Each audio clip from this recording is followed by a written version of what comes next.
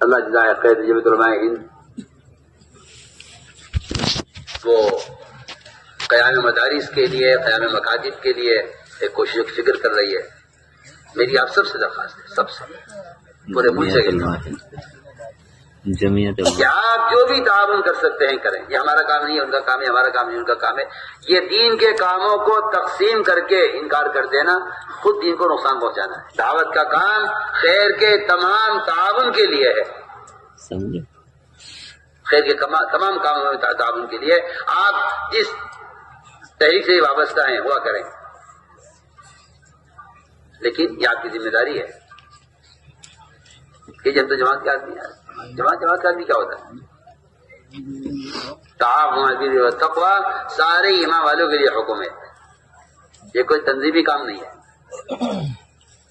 آپ اس کے لیے جو بھی تعاون کر سکتے ہیں، جان سے، وقت سے، مال سے، زمین سے کیجیے. جمعیت مکاتب قائم کرنے. اگر آپ یہ کہتے ہیں کہ نہیں جی اس کو حکومت دیکھے گی، تو میں تو آپ سے صاف کھل کر آپ سب سے کہتا ہوں کہ جو کام مسلمان کے کرنے کا ہے اپنے فرائض کی حفاظت کے لیے، کیا اس کام کو کافر کرے گا آپ کی اسلام کی حفاظت کے لیے؟ سوچ تو صحیح آپ کی الٹی سوچ اور آپ کا غلط خیال کہاں تک پہنچ گیا ہے. مدرسہ کون دیکھے مسلمان؟ آپ کا کوئی تقاضا اپنا آ جائے، شادی کا، مکان کا، کسی ضرورت کا، تو آپ اس کے لیے ساری کوششیں کر ڈالتے ہیں، اپنی ساری صلاحیت لگا دیتے ہیں، اس کے لیے آپ کمانے کی کوشش کرتے ہیں. وہ جب مسئلہ آتا ہے تعلیم کا تو آپ کہتے ہیں کہ اسے کوئی اور کر لے.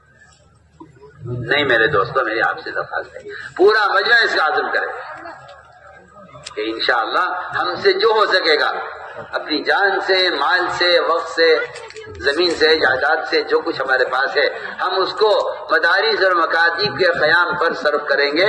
میں آپ سے 100 بار قسم کھا کے کہتا ہوں اللہ تعالیٰ کی کہ مومن کے مال کا تعلیم سے بڑھ کر اس سے بڑا کوئی مصرف نہیں ہے.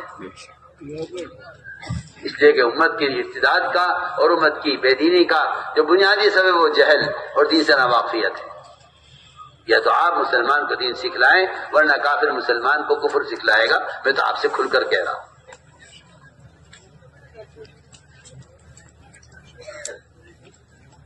اس لیے کسی کام سے کہ تعاون سے ہاتھ روک لینا، یہ کہہ کر یہ ہماری تحریک نہیں ہے، آپ کی تحریک ہے، کوئی تحریک نہیں ہے.